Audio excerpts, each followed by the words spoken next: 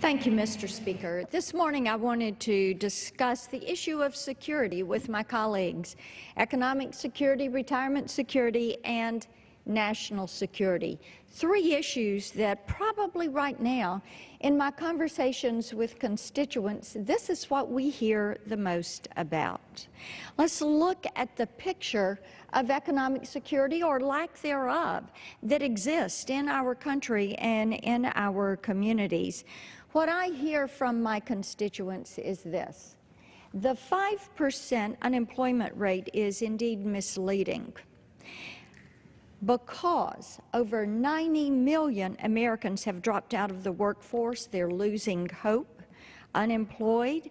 The Obama malaise, as I have constituents who like to term it, has created a workforce participation rate of 62.8%. Now, I want you to think about that.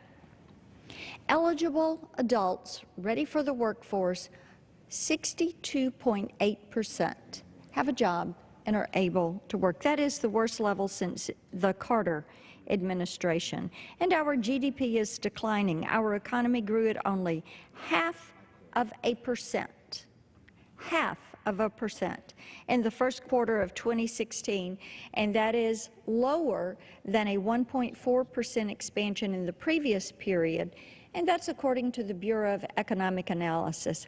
President Obama had a chance to create 40,000 jobs, and he took a pass on it. He vetoed the Keystone Pipeline so that he could cement his legacy and stature as a liberal icon. The American people are tired of being broke. They are tired of work permits that go to illegal aliens, and they are tired of $19.2 trillion in federal debt. We need to get the government off the backs and out of the pocketbooks of the American people. It's time to loosen regulations, lower taxes. The issue of retirement security comes up so often in the conversations I have, especially with women. And it's important to note what is happening with Social Security and Medicare. The Social Security Retirement Trust Fund is set to run out of money by the year 2034. That's not that far away.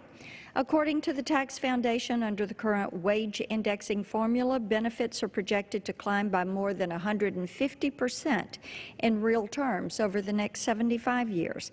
I've introduced H.R. 603, the Savings for Seniors Act, which establishes within the Federal Old Age and Survivors Insurance Trust Fund a Social Security surplus protection account to hold the Social Security surplus and prohibit it from being spent. Medicare has to be addressed as well. It's supposed to run out of money and be insolvent by 2030. We must make sure that seniors are secure, and we have to make certain the money they have already paid into the system they are able to receive. On the national security front, President Obama's very, very timid foreign policy has emboldened our enemies, from the rise of ISIS to Russian aggression in the Ukraine and the Middle East to Chinese military expansion in the South China Sea, and it's also left our allies saying, "Where are you? You're not present," as we try to address these issues. What we have seen with President Obama, I think, is inexcusable. For example, when the evil blade of ISIS decapitated Steven Sotloff in 2014, President Obama was on the golf course minutes after telling the American people, and I quote, "We will be relentless and we will be vigilant to see that justice is done," end quote. Or as he also calls it, leading from behind.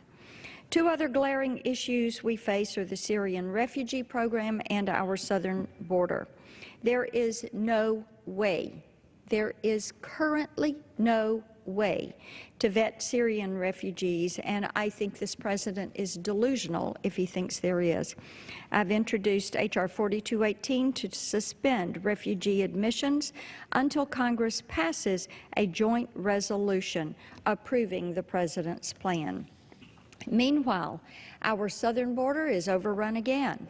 through the first 6 months of fiscal year 2016, which ended on March 31st, border officials apprehended 27,754 unaccompanied children. That is just shy of the 28,579 number apprehended for all of 2014. Think about that comparison. Mr. Speaker, we must provide economic, retirement, and national security for all Americans. We must rise to the occasion and make certain our nation is secure. I yield back.